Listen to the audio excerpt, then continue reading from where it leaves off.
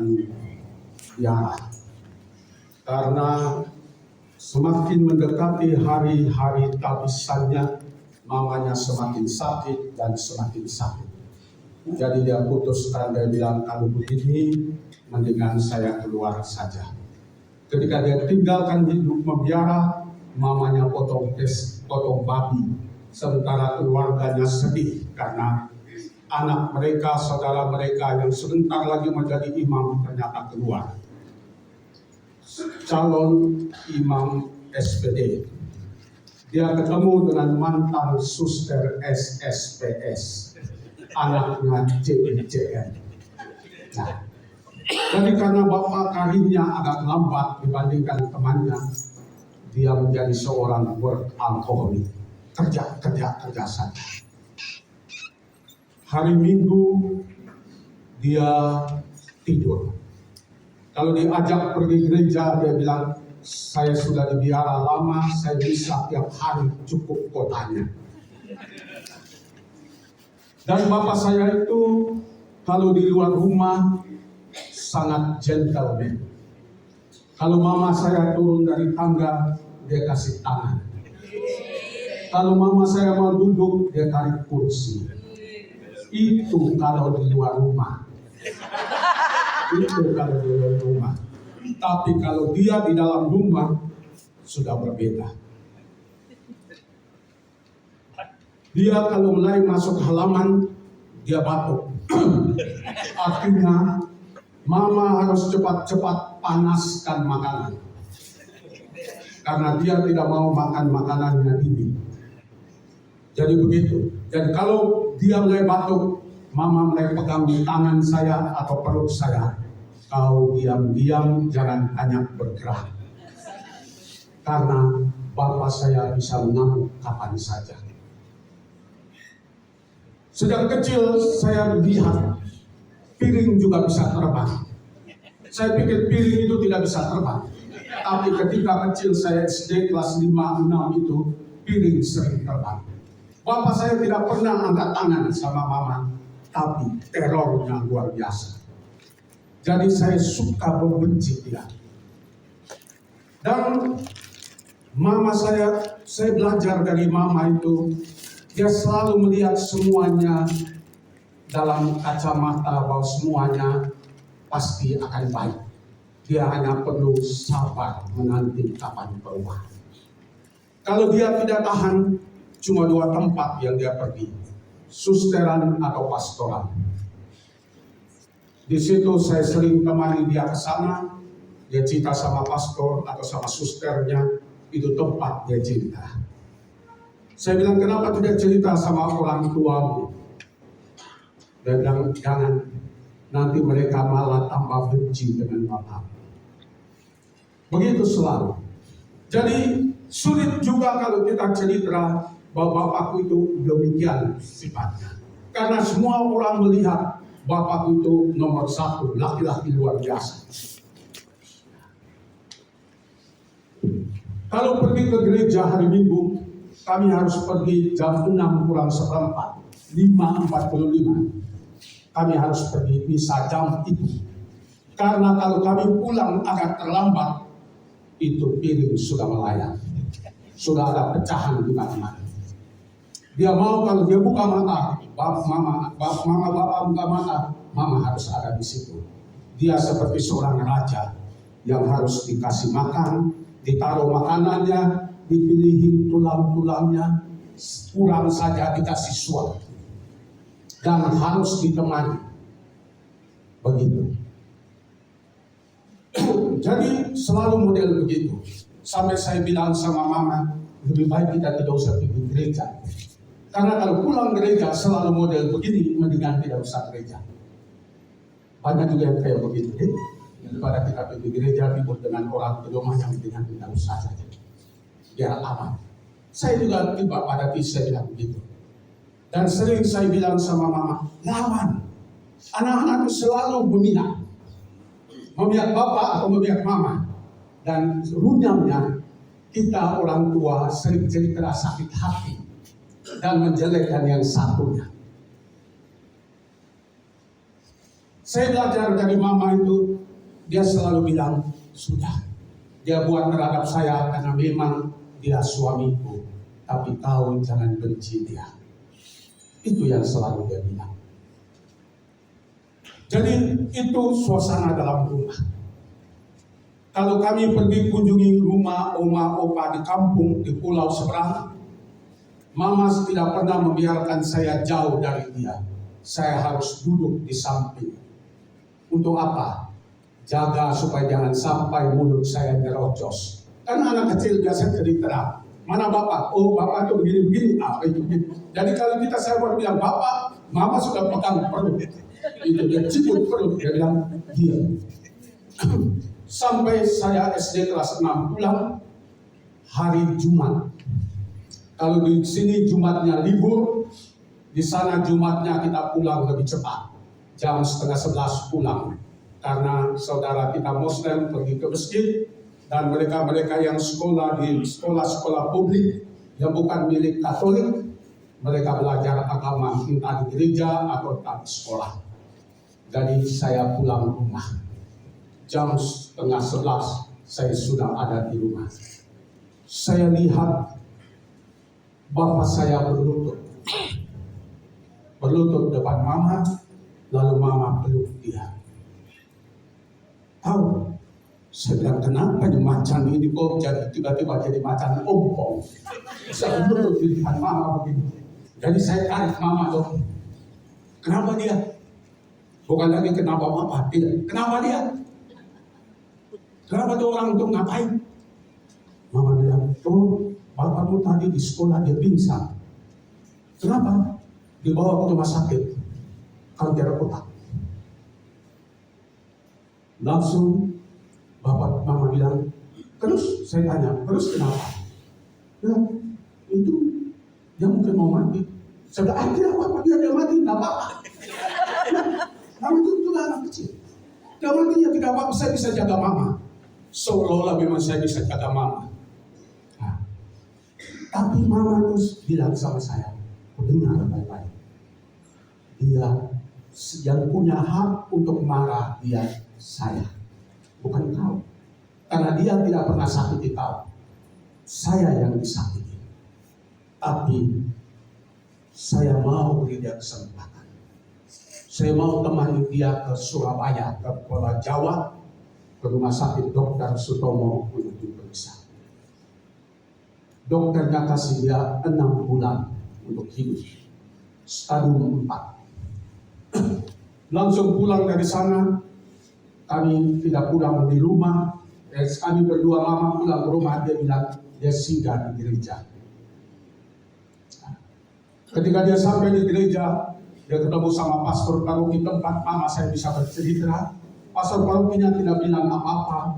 Pastor paroki bilang, Tuhan masih tahu, kasih kamu 6 bulan. Pulang, sayangi istrimu. Supaya pada saat kau tutup mata, istri dan anakmu bilang, kami sedih dia pergi. Tapi kalau kelakuanmu sama seperti sebelumnya, nanti mereka bilang, puji Tuhan, dia mau mati. Dan sejak itu Bapak berubah. Disitulah baru saya belajar ternyata cinta kayak begitu. Kau yang disakiti, kau yang disolimi, kau yang diselingkuhi, tapi kau yang rasa malu. Kau yang merasa sakit, kau yang merasa minder, padahal yang berdosa yang satu. Karena itu cinta. Makanya pada malam ini saya ngajak kita untuk berefleksi lebih dalam lagi tentang kasih dan cinta itu. Kasih dan cinta yang luar biasa yang Tuhan berikan kepada kita. Tuhan sebelum dia mati, dia bilang kepada para rasul, tinggallah dulu sejenak. Saya senang bahwa saya siap sendiri di Indonesia. Bacaan hari kedua saya siap sendiri, tapi tadi sebelum saya masuk, Anda membaca kisah pada saat Pentakosta. Apakah katanya tadi saya agak ragu-ragu mau ngomong tentang Roh Kudus atau apa? Saya tadinya berpikir mau ngomong tentang gereja lebih dalam, Tapi ketika Anda membaca tadi, saya bilang mungkin ini yang diperlukan. Roh Kudus, Roh Penolong, Roh Penghibur. Roh Kudus itu dalam 1 Yohanes 5:7-8, kita lihat ada bawa kitab suci? Enggak. Oh, di kantor sana ada kitab suci, kami mesti bayar 25 ya. Ini sebelum sama pastor dari Malaysia. Terjemahannya sama seperti yang dalam bahasa Indonesia. 1 Yohanes 5:7-8.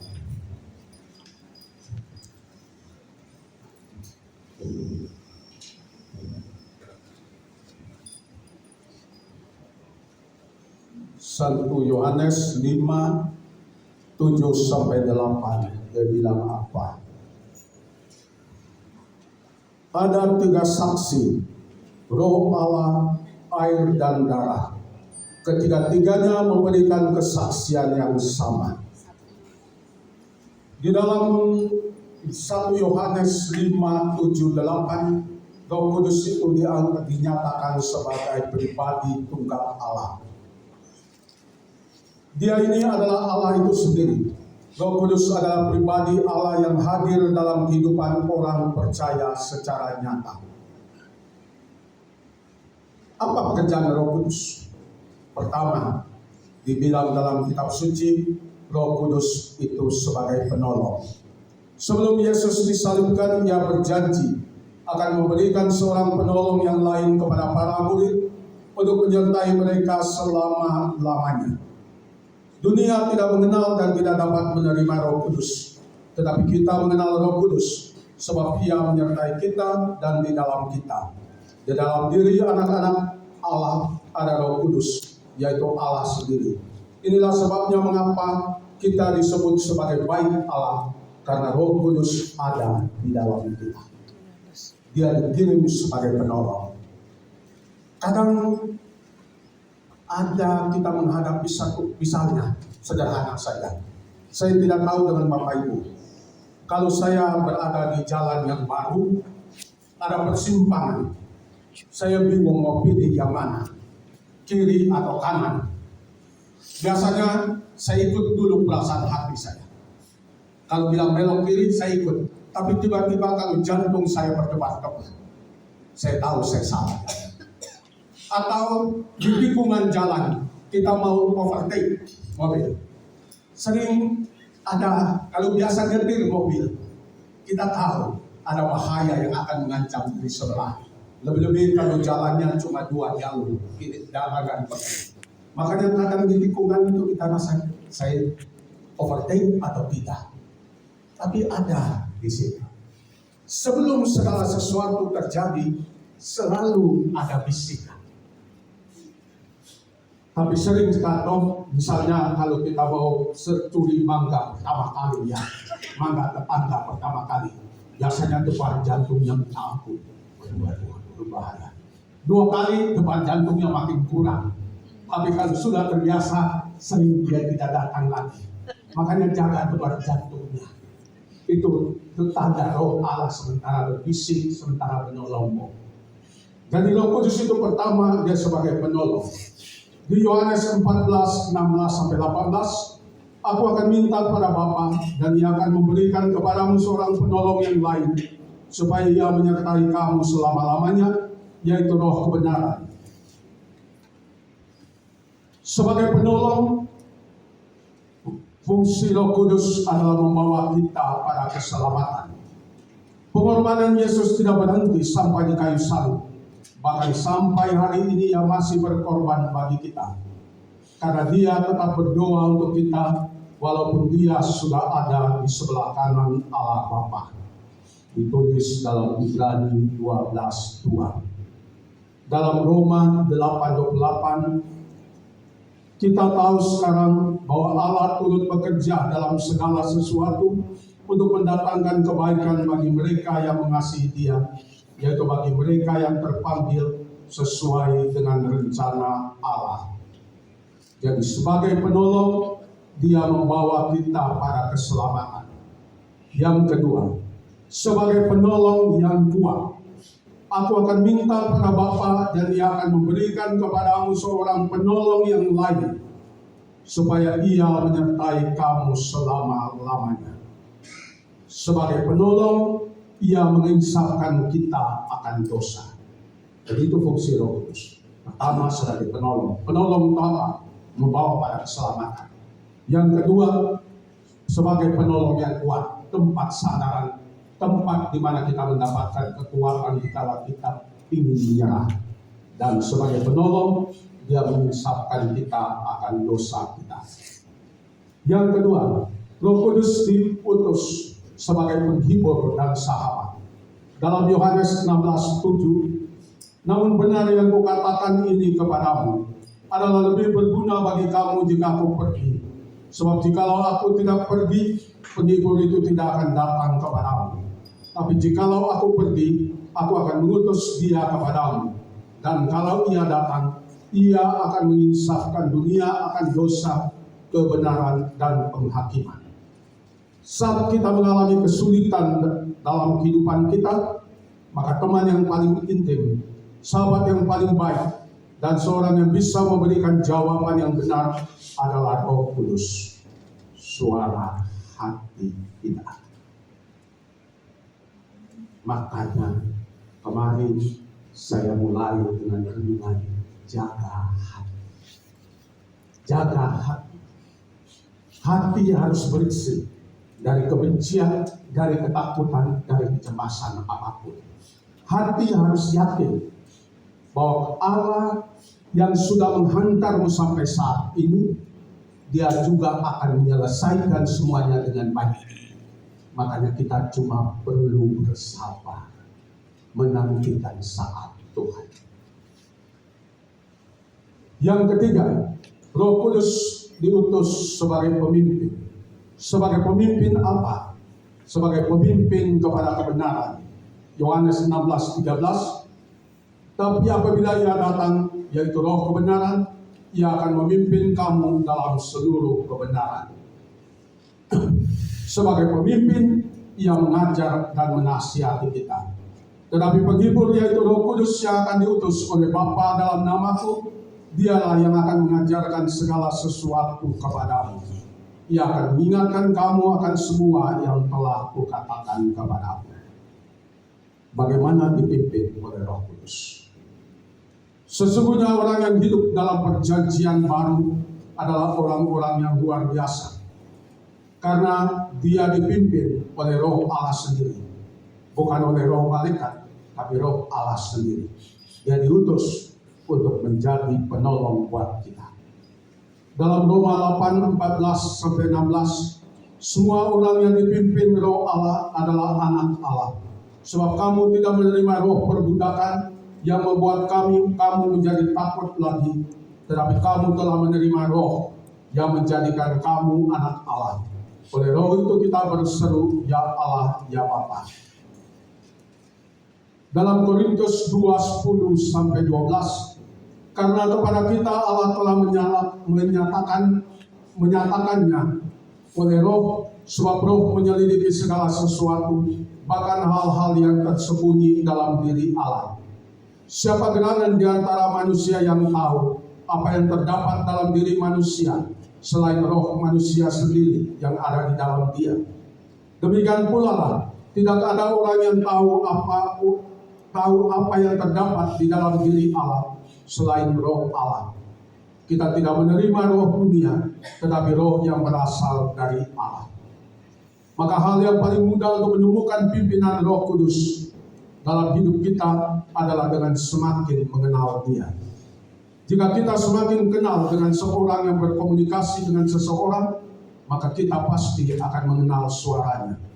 Begitu mendengar suara orang tersebut, kita pasti langsung mengetahui siapakah dia. Makanya cara untuk mengenal Roh Kudus adalah pertama, merenungkan firman Tuhan. Yang kedua, bukan hanya merenungkan, tetapi mempraktekkan. Dan yang ketiga, menempatkan firman Tuhan pada kedudukan utama. Kegagalan yang sering membuat kita sulit dipimpin oleh Roh Kudus adalah pertama, kesombongan. Yang kedua, tidak menjaga hati nurani kita yang baik. Yang ketiga, terombang-ambing oleh rupa-rupa pengajaran. Saya ketika baru mulai, saya punya latar belakang pendidikan teologi itu teologi pembebasan. Teologi yang tumbuh di Amerika Latin.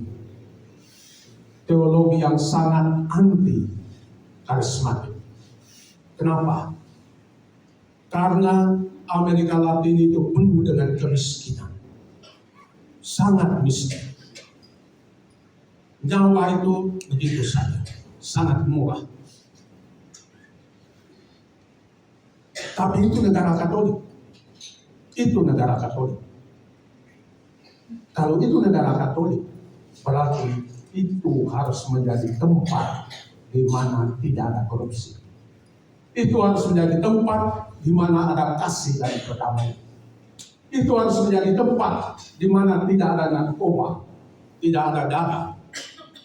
Tapi di sana dadanya ada di gunung dan di pinggir pantai. Banyak sekali dada-dada yang keluar. Dada sebagai ganja dan dada sebagai perempuan setengah telanjang. Makanya saya bilang ada dada di gunung, di tempat-tempat miskin, tapi ada dada di pinggir-pinggir pantai. Banyak pelacuran itu. Makanya berarti agama itu cuma sekedar kulit luar. Agama sekedar suatu perayaan gereja yang penuh dengan umat, tetapi tidak berdampak dalam hidup kita. Monsignor Tagle, kalian pasti tahu Monsignor Tagle, seorang yang dulu waktu pemilihan paus digadang-gadangkan sebagai calon kuat dari Asia untuk menjadi paus. Seorang kardinal yang dikenal sebagai the crying kardinal karena air matanya sangat dekat. Dia profesor teologi pastoral kami. Jadi dia ketika jadi uskup di Cavite sana, dia selalu naik bus. Dia ada mobil. Uskup-uskup yang lain mobilnya Pajero. Tapi kardinal mobilnya Kijang. Mobil Kijang itu. Mobil yang sangat sederhana mobilnya. Tapi ketika dia pergi mengajar, dia tidak pernah bawa mobil. Dia naik bus. Saya tanya sama dia, Monsignor, kenapa tidak naik bus?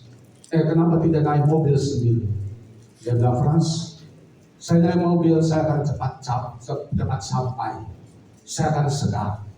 Tapi saya kehilangan kesempatan untuk duduk bersama dengan umat saya. Kehilangan kesempatan untuk melihat bagaimana umat saya dari Cavite yang begitu jauh setiap dini hari naik bis untuk bekerja di Makati, bekerja di Manila. Jadi dia bercerita di sana. Dia misa di salah satu keuskupan. Di keuskupan itu kalau uskupnya dari luar, lilinnya harus dinyalakan berjumlah 8. 4 di atas altar, 2 kiri, 2 kanan, dan 4 yang berada di samping tabernakel, kiri dan kanan. Tapi kalau uskupnya itu pendatang, akhirnya bukan uskup setempat, lilinnya harus dinyalakan cuma 6. 2 kiri altar, 2 kanan altar, dan di atas tabernakel cuma 2. Satu kebiasaan yang baik sebenarnya. Cuma mau bilang kepada umat bahwa yang datang ini uskup. Karena kan mereka banyak. Jadi kadang tidak tahu muka uskupnya yang bagaimana. Apalagi kalau tidak jarang pergi gereja, jarang bisa tahu uskupnya mana. Makanya itu sebagai pertanda ini uskup setempat atau uskup dari luar. Jadi dia ketika satu pagi dia bisa.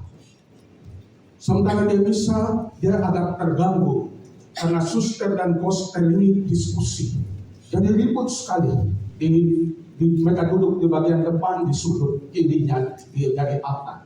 Jadi ribut. Jadi habis misa, dia masuk di tabernakel, suster juga datang, koster juga datang. Habis doa penutup, dia bilang, tadi itu kalian ribut sekali. Saya agak terganggu. Kalian ngomong apa? Lalu kosternya garuk-garuk kepala. Lalu susternya bilang, itu kosternya salah. Kenapa? Iya, dia nyalakan lilinnya 8. Padahal kan minta maaf ya Bapak Uskup kan uskup tamu. Seharusnya dia nyalakan cuma 6 lilin. Apa yang dibilang oleh tablet, kalau begitu lain kali saya misa, tidak usah nyalakan lilin saja. Iya, kadang kita dalam gereja itu model begitu. Ya. Kita katanya dipenuhi oleh Roh Kudus. Kita katanya anak Tuhan. Kita katanya dalam gereja kita bilang kita bersaudara. Tapi begitu keluar pintu, kau, saya. Bahkan ketika kita satu jurusan yang sama, kita tidak hentikan mobil kita untuk kasih naik orang yang sedang jalan. Persaudaraan sekedar dalam gereja. Ya. Kadang bahkan kita bilang, oh ya orangnya datang, oh begitu. Oh kamu kenapa? Oh ya, saya minta maaf anakku belum sekolah, mau baca uang sekolah, tidak ada uang. Oh begitu. Saya di sana. Jadi sering sekali orang-orang datang di gereja. Banyak sekali cerita, macam-macam. Semuanya ujung-ujungnya minta uang. Pastor kepala saya orang bule, kasih saja. Dia saya bilang, tanya dulu baik-baik.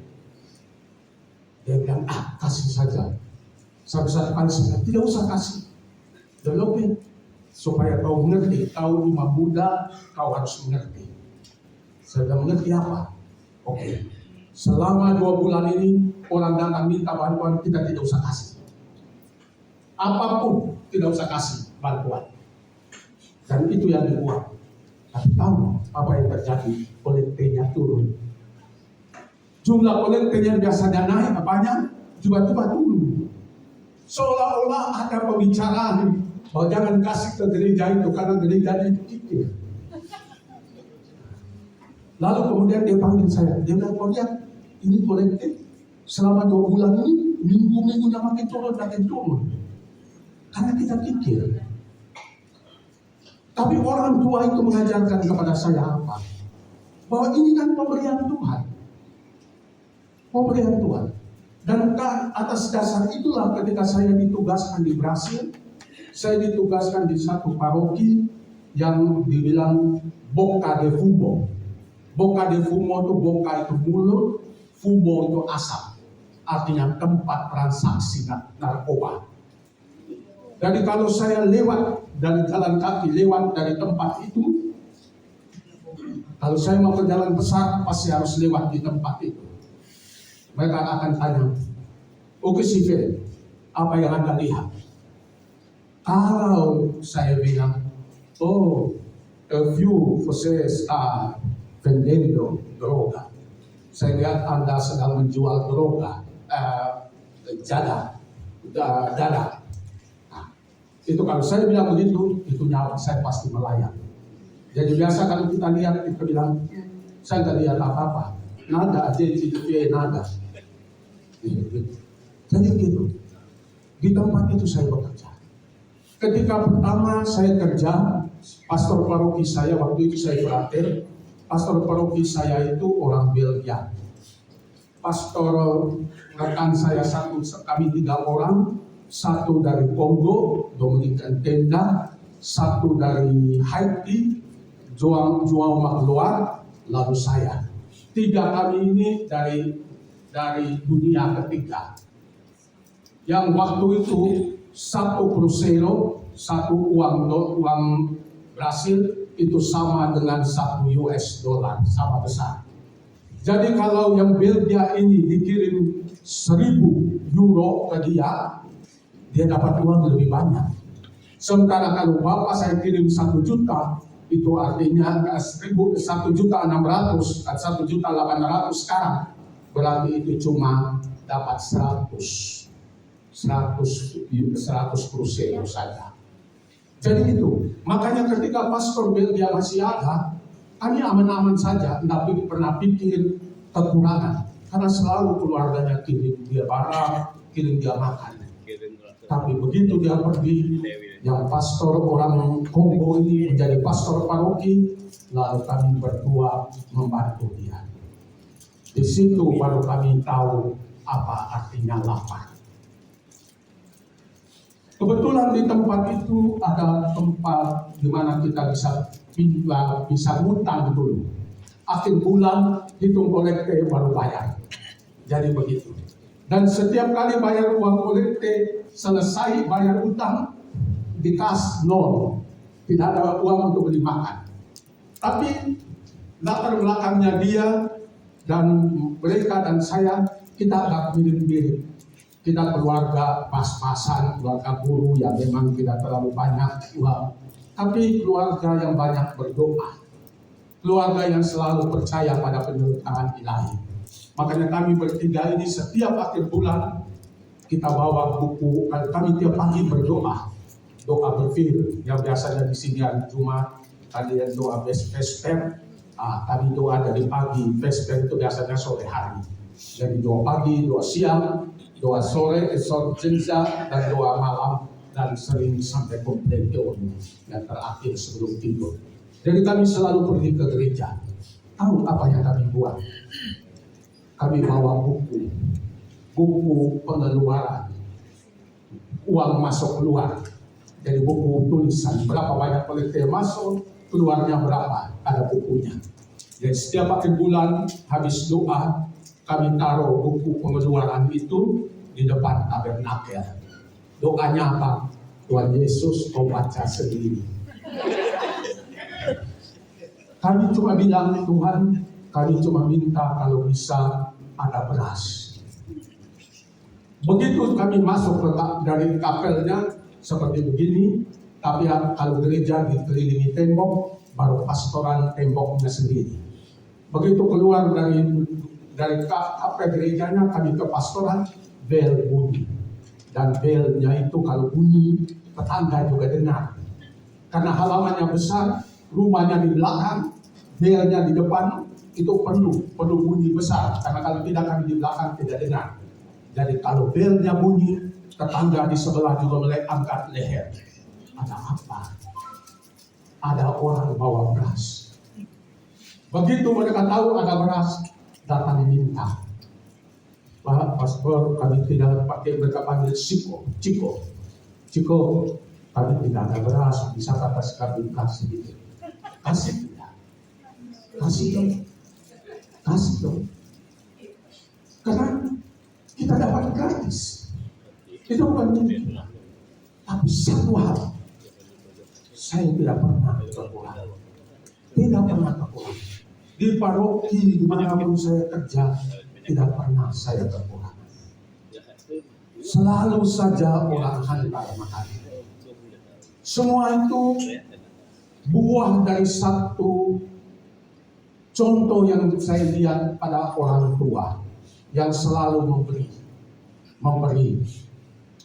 Kalau orang mau puasa, orang Islam mau puasa, kami karena bertetangga dengan orang Islam, mama sudah tahu di mana orang miskinnya, jadi di bawah baskom. Ada beras, ada telur, ada gambus untuk buat kue, ada macam-macam, ada mentega, ada gula untuk dikasih ke mereka. Sekian. Dan sampai sekarang saya usia 64 tahun ini, kalau saya pergi pasar di Kota Larangtuka, mereka ini sudah generasi yang ketiga, ikan mereka selalu kasih gratis. Kadang hidup Roh Kudus itu, kalau kita punya roh, kita itu sangat powerful. Sangat powerful. Apa saja kau bisa buat.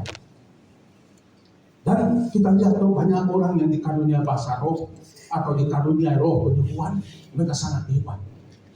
Dan kadang karena itu, kadang mereka merasa lebih daripada yang lain. Ya. Kadang begitu karena dia punya karunia penyembuhan dan penglihatan, dia saja lihat kau tuh begini. Karena saya tahu Roh Kudus sudah bilang sama saya bahwa kau itu begini. Sering kita pakai nama Roh Kudus untuk membooster apa yang kita mau ngomong, untuk membuat supaya orang percaya. Makanya saya selalu bilang, kalau semakin punya Roh Kudus, harus semakin rendah hati. Saya belajar kerendahan itu ketika saya ditugaskan di Dubai, pergi berkhotbah di Dubai. Waktu itu ada tenda, jadi mereka pasang tenda, ada pertemuan karismatik di daerah Gulf, di daerah di Emirat Arab. Jadi dari mana-mana orang Katolik berkumpul. Ada hampir 30-40 ribu orang berkumpul. Dan ada KRK, kebangunan rohani. Dan di situ dibilang ada berkat, ada penumpangan tangan. Waktu untuk doa penumpangan tangan 1 jam. Saya bilang, waduh, kalau 20-an ribu orang 1 jam, berarti berapa orang yang bisa didoakan? Kita 5 orang saja, pastor kami 5 orang. Bagaimana mau doakan semua? Berarti akan ada kong kali kong. Ada ngomong-ngomong di bawah meja, biar keluarga saya saja yang didoakan. Jadi saya tanya, kalau sesudah 1 jam bagaimana yang lain? Ya didoakan secara umum saja. Berarti ada yang akan merasa dia diberkati, ada yang pulang sakit hati. Karena sudah siapkan hati mau ditumpangi tangan sama pastor, dia nggak dapat tumpangan tangan. Berarti maksud baik, tapi kita menciptakan masalah yang tidak ada sebenarnya. Jadi saya bilang, mari kita berlima berdoa. Cari pencerahan dari Tuhan. Kira-kira Tuhan mau apa dengan kita. Dan suara hati saya itu begitu kuat. Kita takkan saja sakramen Maha Kudus 1 jam. Lalu itu yang kami buat. Kami minta penyanyi nyanyi lagu-lagu penyembahan selama 1 jam.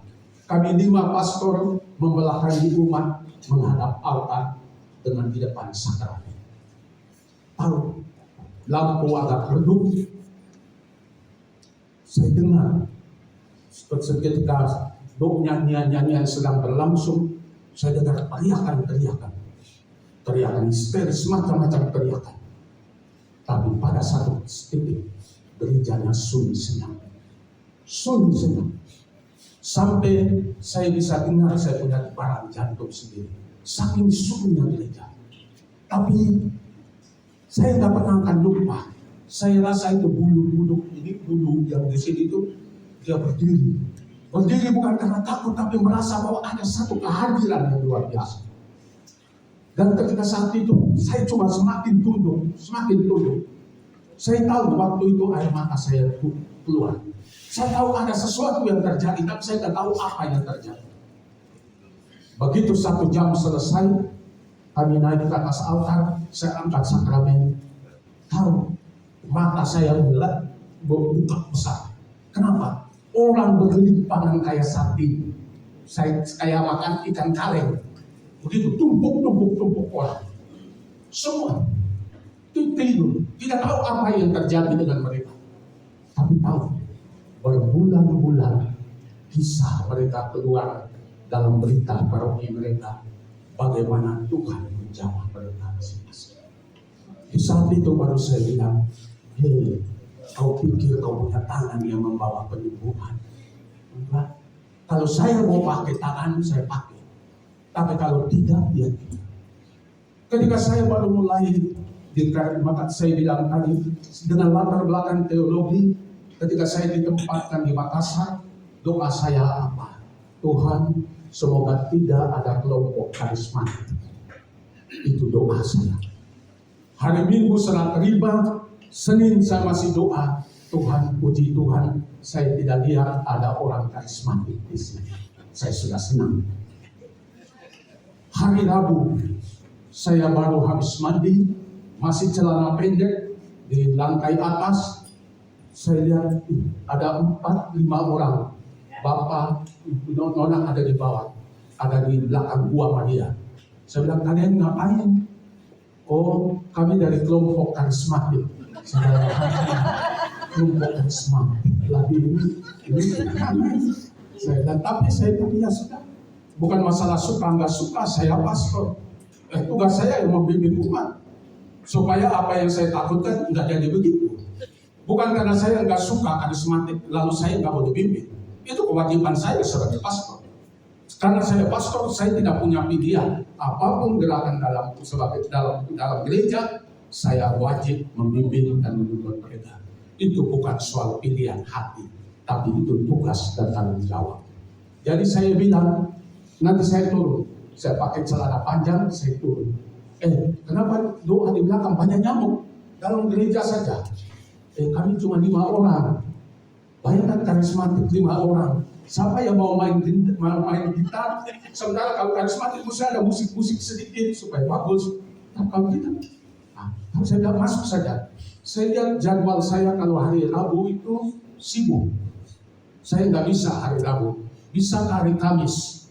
Karena hari Kamis itu saya bebas. Saya hadir bersama dengan kalian. Dan kelompoknya pelan-pelan menjadi besar. Sekarang kalau ketika saya melihat mereka kembali, saya senang. Anak-anak yang dibina itu kemudian menjadi orang-orang yang luar biasa. Persoalannya, ketika menjadi luar biasa, masing-masing punya benderanya. Masing-masing punya benderanya. Masing-masing punya kelompoknya.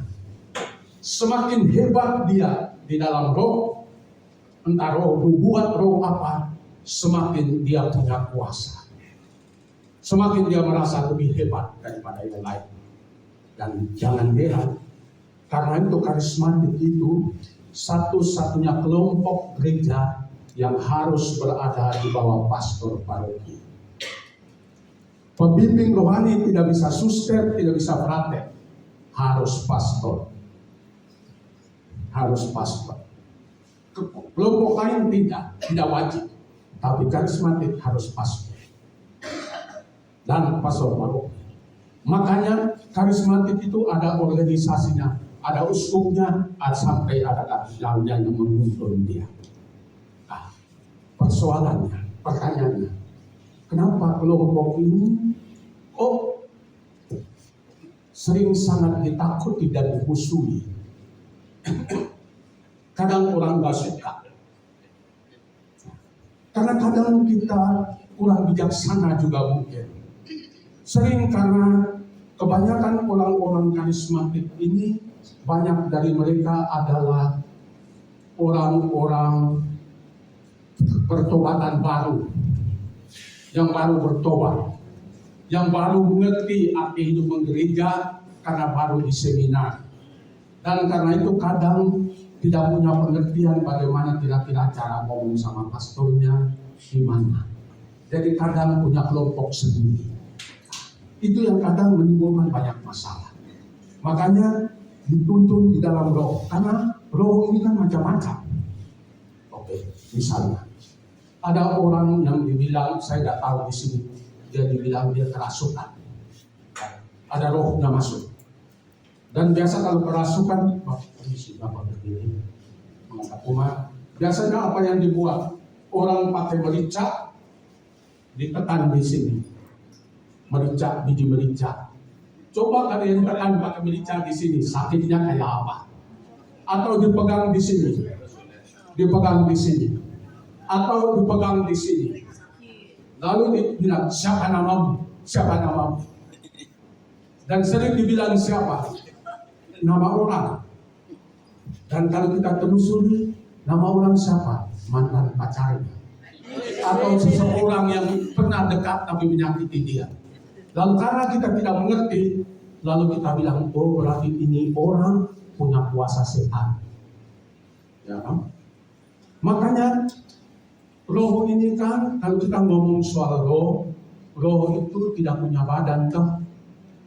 Nah, jadi kalau roh itu, dia misalnya saya nggak tahu di orang suku Iban, tapi saya tahu di Dayak di sebelah. Saya tahu juga di lingkungan kami orang Flores. Jadi sering kalau misalnya ada acara-acara adat, sering ada orang yang kemasukan. Nah, dari gerak-geriknya orang bisa tahu, oh dia ini siapa. Dia ini mungkin roh orang mati. Tapi kalau dia mulai bilang, saya ini Yesus, saya ini. Sering tahu ada orang yang karena saking katoliknya dia, tiba-tiba dia bilang, dia kemasukan Bunda Maria. Saya nggak tahu di Brunei ada kejadian begitu tidak. Tapi ada yang selalu model begitu. Selalu, saya ini dimasukin Roh Kudus. Entahlah. Makanya, kalau itu ada, nggak perlu ngomong-ngomongin. Nggak perlu dibilang, saya ada. Karena orang yang melihat, pasti tahu bahwa itu dia. Makanya kalau roh saya masuk ke sini, suaranya mungkin suara saya, tapi bukannya bukan Bapak lah. Tidak mungkin ada saya di situ. Kalau saya masuk di sini, makanya perlu kebijaksanaan. Perlu kebijaksanaan. Makanya apa yang bisa kita bilang menjadi ukuran untuk melihat bahwa itu memang benar-benar karya Roh Kudus. Atau jangan-jangan ini karyaku sendiri.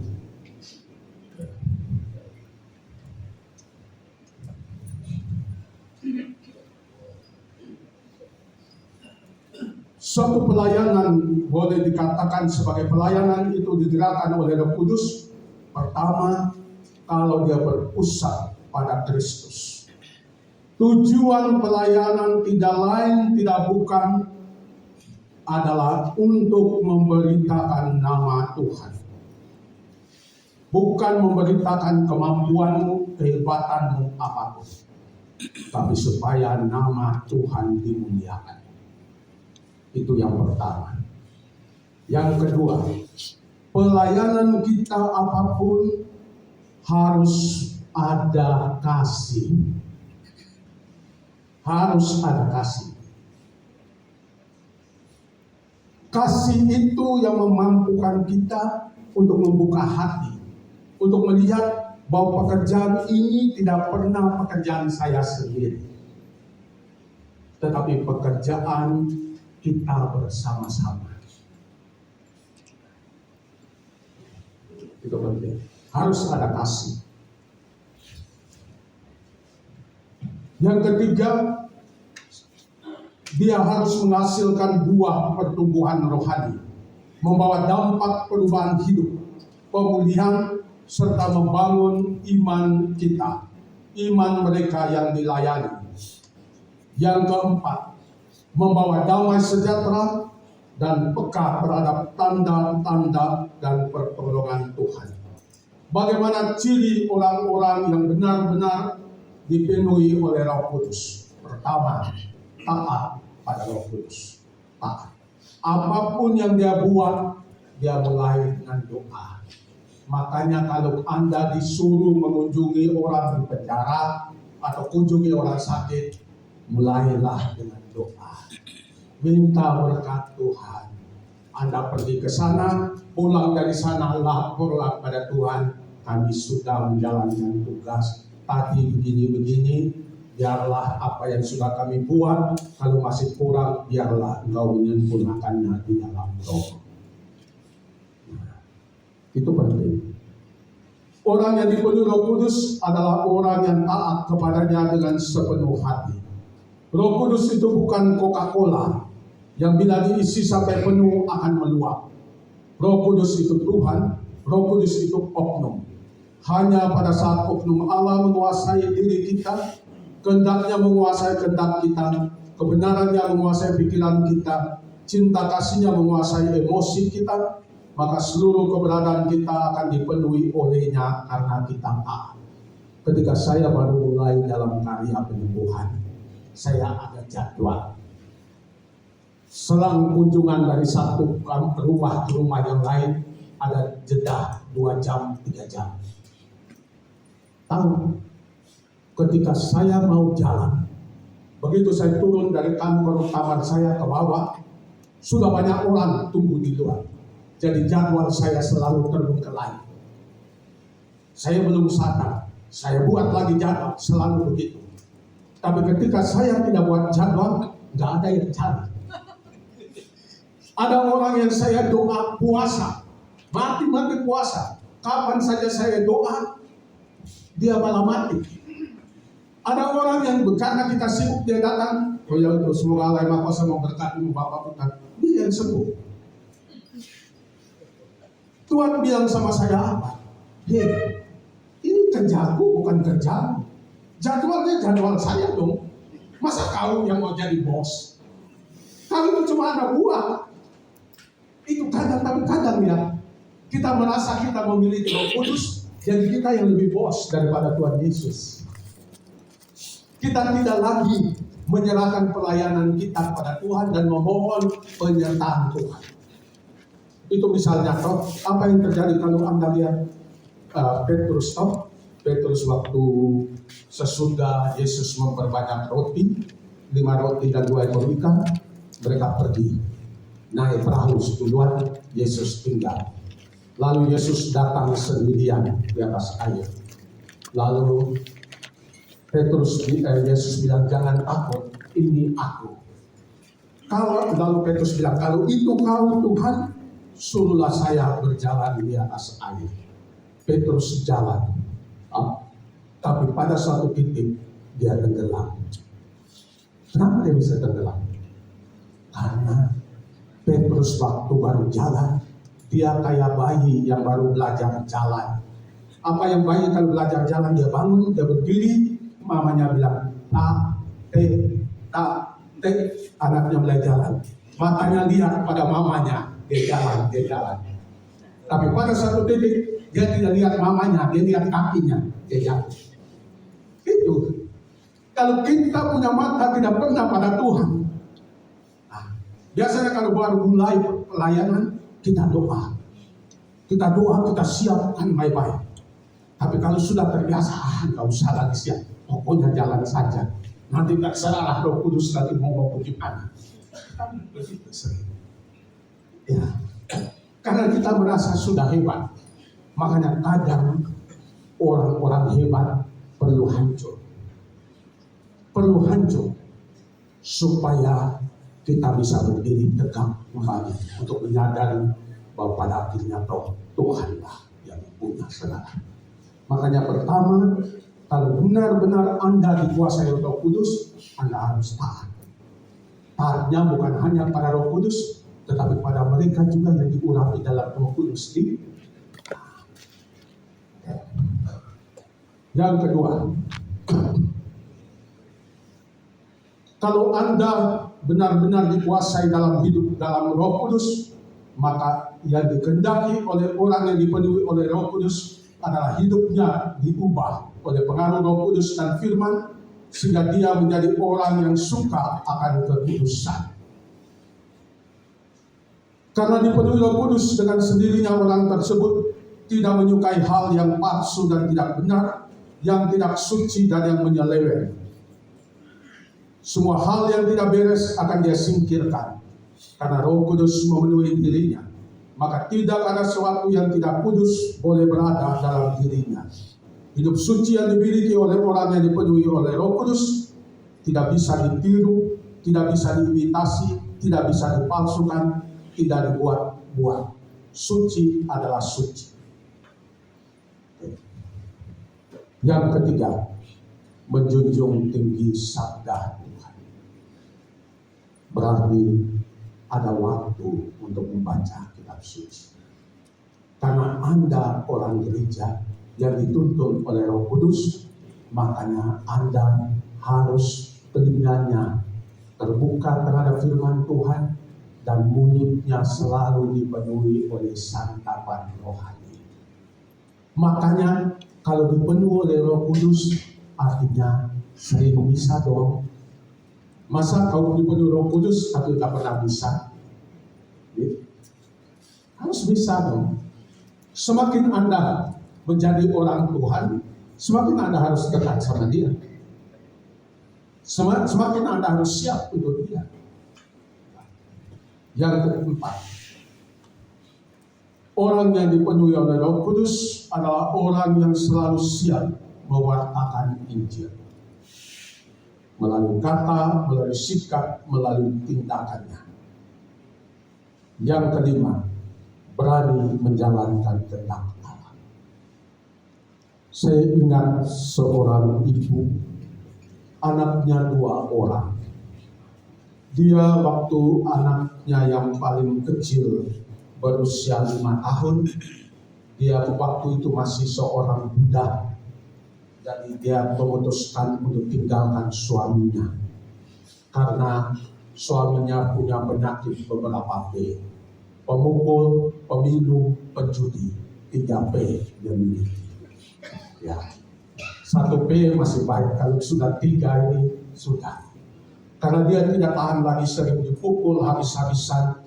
1 hari dia tinggalkan suaminya, kembali ke orang tua bersama dengan 2 anak perempuannya. Ketika anak perempuan yang kecil yang tadi 5 tahun duduk pada middle school, artinya usia 12-15 tahun, dia menderita penyakit lupus.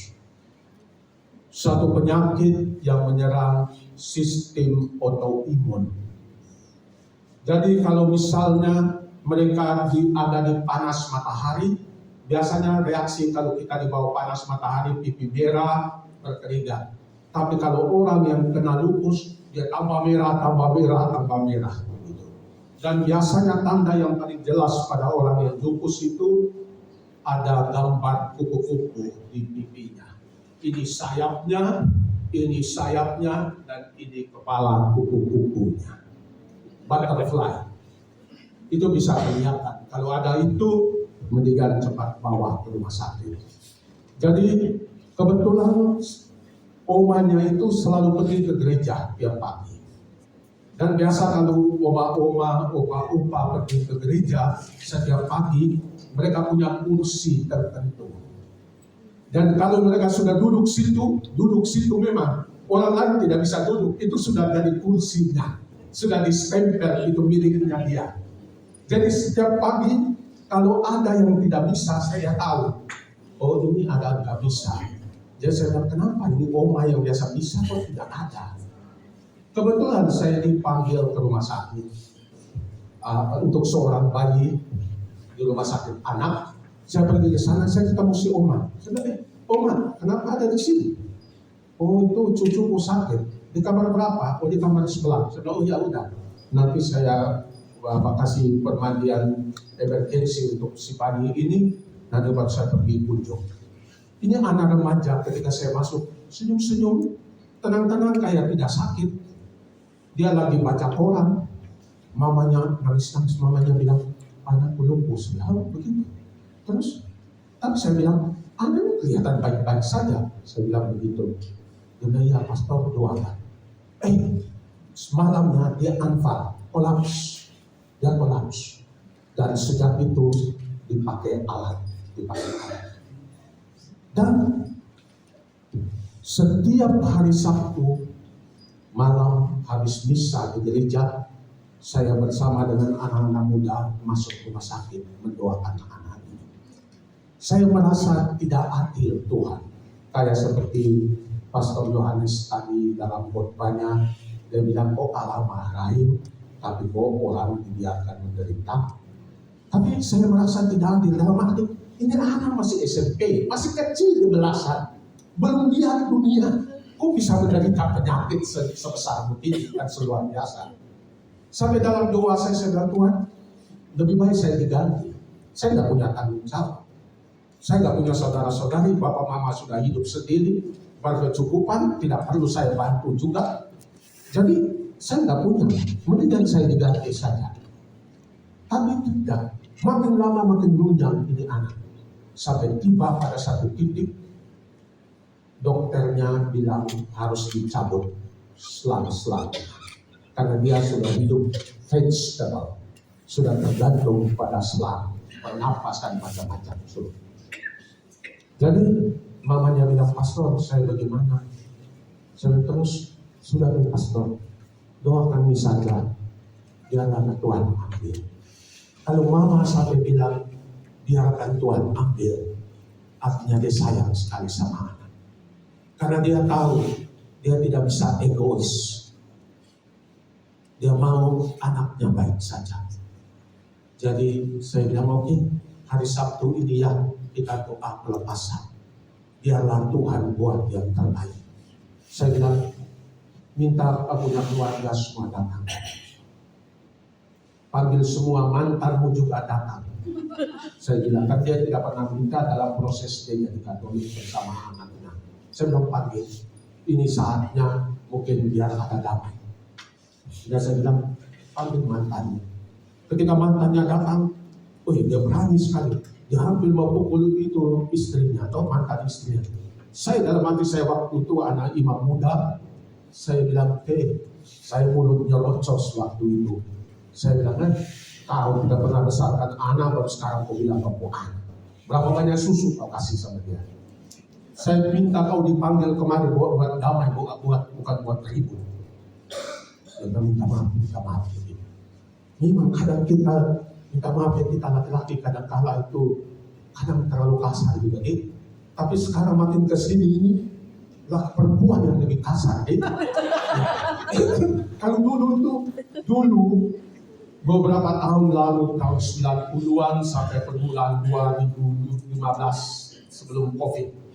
Biasanya yang datang kepada saya ibu-ibu. Dia minta doa supaya diberi kekuatan, supaya bapaknya bertobat dari perselingkuhan. Sekarang yang sering datang justru bapak-bapak. Karena si ibu-ibu ketika pintar pegang duit, mereka merasa lebih hebat daripada bapak-bapak. Dan sering sekali ibu-ibu juga bisa berselingkuh. Semoga ibu-ibu di sini aman-aman, bapak-bapak di sini aman-aman saja. Kita lihat anak-anak sekarang, anak laki-lakinya di rumah, anak perempuannya di mana-mana, dia pergi bersiap ke sana kemari ya. Dunia memang berubah. Karena mungkin perempuan lebih diberi peranan sekarang ya. Lebih mudah menjadi perempuan untuk cari kerja daripada laki-laki kayaknya. Ya, saya nggak tahu mungkin apakah saya salah observasi, wallahu alam.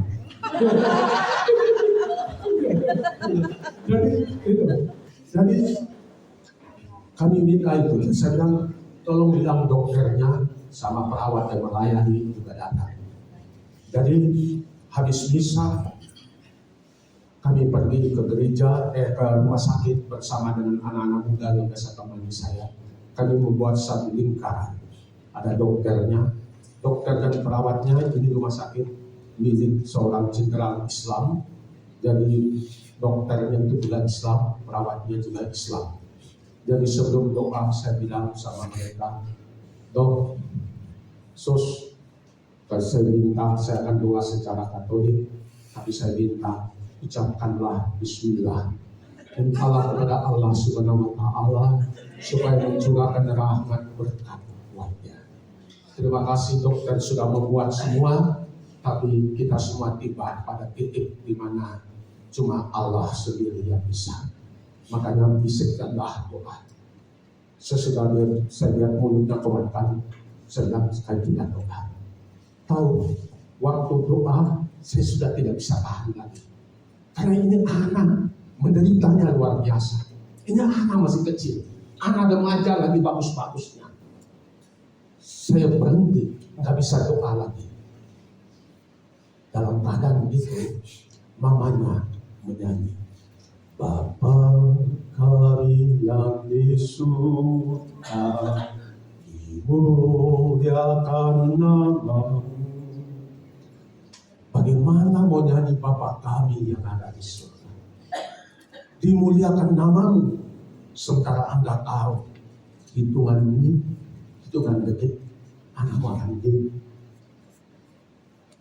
Tapi sebelum itu saya bilang sama mamanya, saya itu bingung, kenapa anak ini setiap kali kalau saya mau doa untuk dia, selalu saya lihat Buah Maria di sekolahnya. Apa hubungan Buah Maria dengan anak ini? Tiap kali saya mau doa, hari Sabtu kalau saya datang doa, yang selalu saya lihat itu gambaran patung Bunda Maria dan Buah Maria di sekolah. Mamanya bilang apa? Setiap hari dia minta uang untuk beli bunga ketika dia masih sehat. untuk kasih ke Bunda Maria. Jadi di hari itu saya bilang, hari Sabtu ketika sekolah, waktu itu hari Sabtu masih sekolah, saya bilang sore hari kamu beli bunga mawar seperti dia biasa beli. Dia tanya berapa banyak, warna apa, saya bilang berapa banyak saja, terserah. Bawalah bunga mawar itu kepada Bunda Maria di sekolahnya. Bilanglah kepada Bunda Maria di sekolahnya itu, anak yang sering bawa bunga mawar itu sekarang sedang sakit. Kamu serahkan dia kepada mama itu. Jadi waktu saya datang, saya tanya, kamu sudah? Dia bilang sudah. Jadi kami doa. Tahu, begitu dia nyanyi bapak kami, orang Islam semua itu nangis semua. Bu dokter, profesor, dokter semua itu nyanyi, nangis. Karena di situ baru saya bilang, memang kesaksian perempuan iman yang luar biasa. Iman yang luar biasa. Bisanya nyanyinya bapak kami di tengah begitu. Menyerahkan anaknya kepada Kandang Tuhan.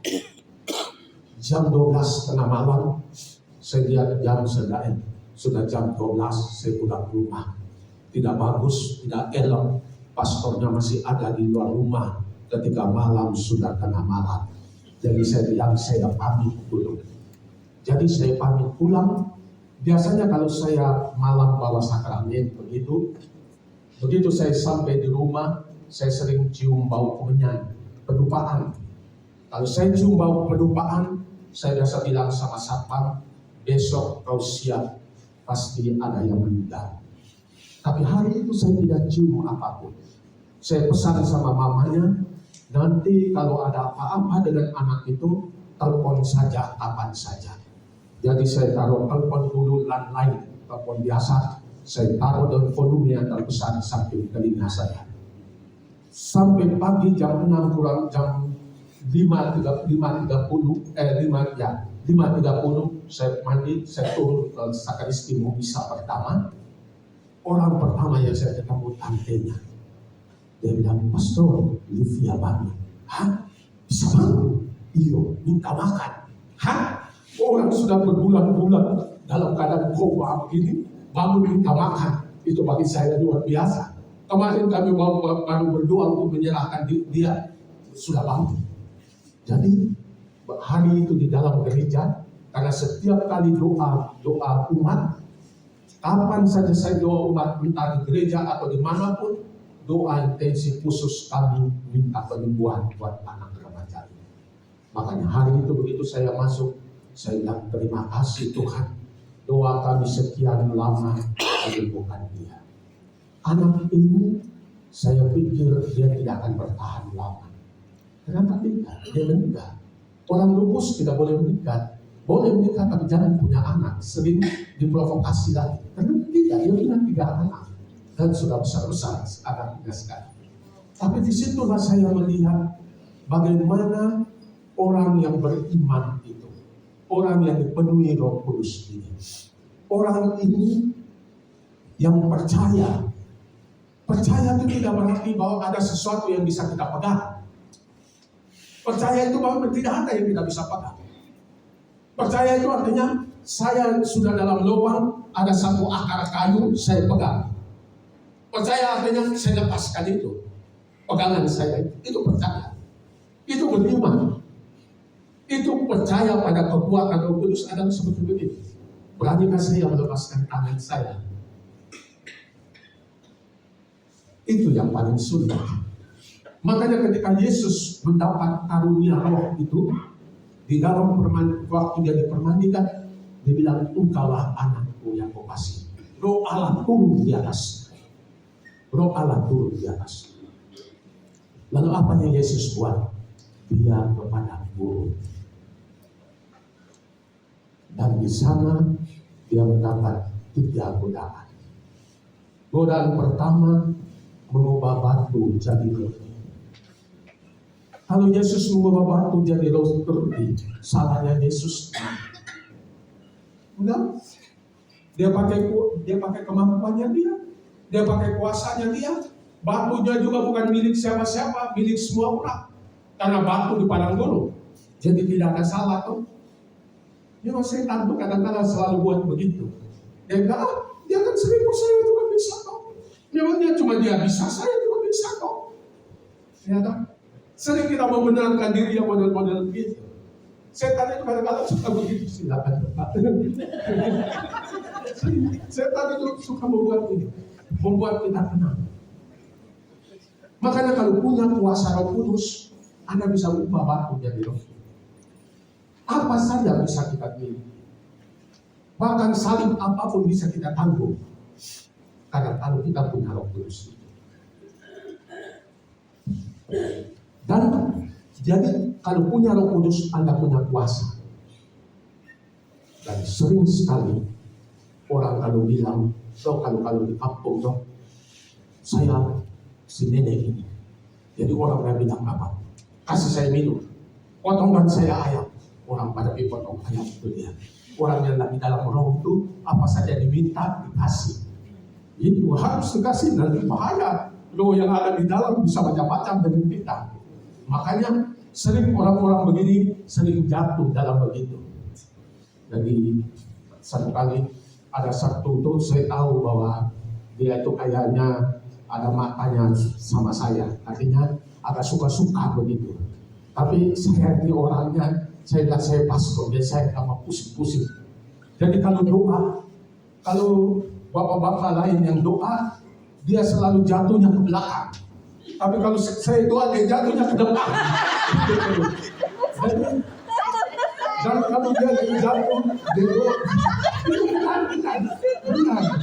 Benar, saya ngomong ini fakta. Jadi kalau bapak-bapak mereka doa untuk dia jatuh di bawah, mereka datang doa untuk kasih sadar dia, nggak pernah dia tambah. Tapi kalau saya datang, saya bilang, sudah nih, saya di sini, dia langsung bangun. Jadi satu kali satu jengkelnya saya bilang, kita ini gara-gara begini ini kadang lama sekali. Memang kadang orang suka cari perhatian nih. Ya, seperti kemasukan roh, tapi sebenarnya mau cari perhatian. Ya. Jadi sering model begini. Jadi satu hari dia begitu. Lama sekali kita doa tidak mau keluar. Saya bilang saya main mata dengan tim doa. Sedemikian saja kita keluar minum kopi di luar sana. Yang bisa jadi jadi sedang itu dia tidak pernah jawab lagi. Saya tidak pernah jawab. Memang kadang ada orang yang mudah-mudahan begitu. Makanya itu penting tuh punya kebijaksanaan untuk dia. Perlu tahu ya, kayaknya ada sesuatu yang enggak. Makanya perlu sensitif. Jadi Yesus itu selain punya kuasa, dia punya nama besar. Punya nama besar. Kalau orang punya Roh Kudus, kemampuan dalam roh, pasti dia punya pengaruh besar. Banyak pengikutnya. Banyak pengikut. Kita lihat tuh misalnya Lefebvre yang Saint Paul yang sekarang Bapak Paus baru dikatakan sebagai itu ya, heretik. Ini kan sebenarnya kalau kita lihat mereka baik, mereka Katolik, sangat Katolik. Mereka itu menjaga tradisi supaya sangat Katolik, tidak boleh keluar. Tetapi saking jadinya Katolik, bukannya menjadi bagian dari Katolik, malah menunjukkan bahwa mereka lebih bagus daripada yang lain. Yang lain salah semua. Tadi waktu kami kunjungan kemana Pak? Kampung kan? Apa? Tempurung. Ya, Tempurung.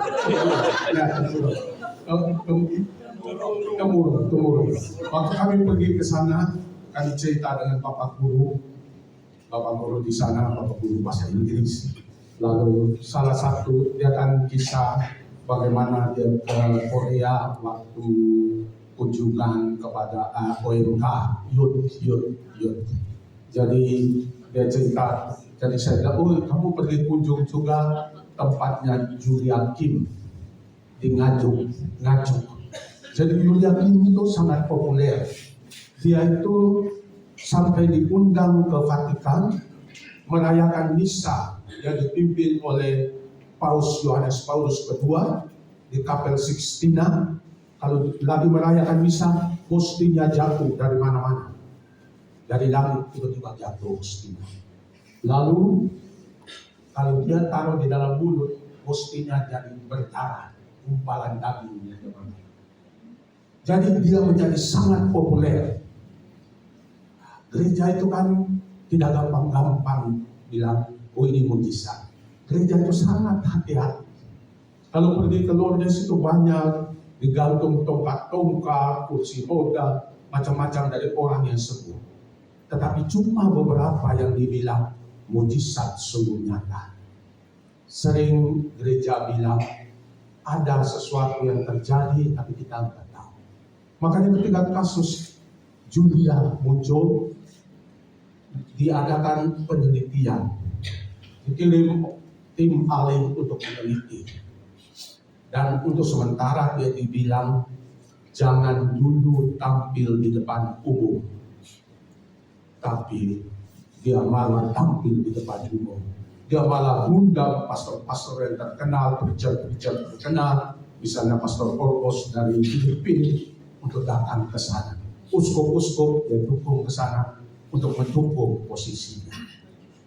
Lalu akhirnya keluar surat dari konferensi gereja uskup-uskup Korea Selatan mengeluarkan putusan bahwa tempat itu bukan tempat Katolik.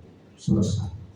Makanya kalau punya roh kita populer, kita menjadi orang yang sering dicari-cari.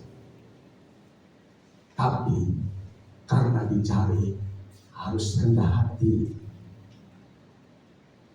Sering kalau saya di Makassar, habis misa dipimpin Bapak Uskup, habis misa umat datang, pastor tolong berkati saya. Saya bilang, kau baru terima Tuhan Yesus di dalam, masa kau bicara saya? Sering kita mengkultuskan orang. Ketika dia terkenal, ketika dia hebat, ketika dia terkenal punya jadi penyembuhan hebat-hebat, lalu diundang di mana-mana datang kemari. Kita lupa dia itu alat Tuhan. Jadi yang kita pergi cari Tuhan. Makanya kalau waktu saat penyembuhan, kalau ada saya di situ saya suka pindah-pindah. Kenapa? Karena di barisan saya itu panjang sekali. Di barisan lain tidak ada. Seolah-olah Tuhan hanya bekerja melalui tangan kita. Enggak lah. Tuhan bekerja melalui tangan-tangan siapa saja. Asal dia mau membiarkan dirinya pakai Tuhan. Makanya jangan sombong. Jangan merasa diri lebih hebat daripada yang lain. Yang berikut, godaan ketika kita punya roh itu memakai kuasa untuk kepentingan diri. Yang kedua, merebut popularitas supaya nama kita semakin dipuji dan dimuliakan. Makanya banyak dukun-dukun hebat. Itu ketika dia jadi hebat, dia bangun istananya. Tapi ketika istananya sementara bangun, sering serangan jantung. Banyak pastor-pastor juga yang penyembuh-penyembuh hebat-hebat mati serangan jantung. Ya, kenapa? Anda tumpang tangan bukan Anda sekedar tumpang tangan. Ada energi. Energi dan energi berapa? Kalau satu aliran syukur kepada Allah, kalau tidak. Makanya hati-hati. Jangan macam-macam dengan Roh Kudus. Jangan main-main. Jangan main-main. Anda sendiri akan kepenuhan Roh Kudus. Lalu terbakar sendiri. Apalagi Roh Kudus itu seperti api. Kalau terlalu banyak Roh Kudusnya, meledak. Makanya ada yang ketiga. Jadi Yesus menyangkal itu. Menyangkal, lalu dia bilang manusia bisa hidup. Bukan hanya dari roti, tapi dari sabda Tuhan. Makanya jangan pakai kuasa Roh Kudusmu untuk cari duit. Untuk cari duit, jangan. Kalau Anda punya karunia penyembuhan, pakai itu untuk membantu orang. Kalau ada orang kasih kamu beras, puji Tuhan. Tapi jangan bilang kalau sekarang harus bayar sekian. Itu Semakin hebat, semakin populernya, ada bayaran. Makanya jangan heran, ujungnya dia menderita sendiri. Jangan. Karena itu karunia, itu berkat. Makanya kalau Anda punya karunia penyembuhan, sering Anda bisa menyembuhkan orang lain, tapi anak istrimu nggak bisa. Karena karunia itu untuk orang lain, bukan untuk dirimu. Nah, jangan dibolak-balik. Yang ketiga, Anda akan punya kekayaan. Kalau ada karunia Roh Kudus, apa saja orang kasih. Uang apa saja. Makanya banyak pastor-pastor kalau populer, banyak pastor-pastor yang dianggap punya karunia Roh Kudus, dia punya proyek apa saja jalan, lancar. Apa saja dia mau, dia tinggal telepon saja, semuanya datang. Makanya hati-hati. I'm almost done. Makanya kalau Anda punya karunia Roh Kudus dan sudah mulai terasa Anda sangat berkuasa, semua orang harus mendengarkan Anda. Anda yang menjadi tukang kontrol semua, mulailah mundur sejenak. Semakin Anda dicari, semakin Anda harus menuntun mereka membawa kepada Allah sendiri. Ketika Yesus menyembuhkan, orang tidak bilang terima kasih Tuhan Yesus. Kitab suci bilang Allah, dan semua memuliakan Allah. Orang tidak bilang memuliakan Yesus, memuliakan Allah yang bekerja melalui Yesus. Makanya jangan dibolak-balik. Makanya malam ini nanti sampai hari berikut, pada hari terakhir nanti besok kita akan ada pada misa. Waktu misa nanti ada Pastor Yohanes, ada Pastor Paul. Saya minta nanti masing-masing kita didoakan secara khusus sebelum berkat akhir. Sebelum berkat akhir kita masing-masing didoakan. Carilah pastor siapapun, jangan lihat mukanya. Karena kebetulan Anda dapat di depan Pastor Paul, meskipun Anda merasa saya lagi tidak senang sama Pak Paul, jangan bilang turun. Yang Anda lihat bukan pakai Paulnya, Yesus yang bekerja. Kadang orang yang kita tidak suka, justru Yesus pakai dia. Makanya pertanyaannya, kenapa Anda tidak suka? Apakah dia dan kehadirannya membuka lukamu, menoreh sesuatu yang sebenarnya ada? Karena kalau kita tidak cocok sama orang itu biasanya karena ada sesuatu yang dia punya yang saya tidak punya dan saya ingin. Kenapa ada sama dia bukan sama saya? Atau ada sesuatu sama diri saya yang saya tidak suka. Nah, oke, saya tidak itu sideline. Jadi saya sudah dibilang 5 menit, ini saya sudah janji tadi, ini saya akan selesai. Makanya nanti kita mulai dengan doa kita tutup dengan doa nanti terakhir baru saya masuk dengan doa meditasinya untuk berkat akhir. Jadi hari malam ini saya sampai di sini. Mintalah selama hari ini sampai besok, mintalah apapun karunia Roh Kudus yang Anda inginkan. Tapi apapun yang Tuhan mau berikan, terimalah itu, pakailah itu untuk memuliakan Tuhan dan hanya untuk memuliakan Tuhan. Tetapi ketika Anda menerima itu, bersiap-siaplah juga. Jalan orang yang dipenuhi Roh Kudus adalah jalan sepi, jalan sendirian, jalan tidak punya siapa-siapa, cuma punya Tuhan semata. Tuhan memberkati.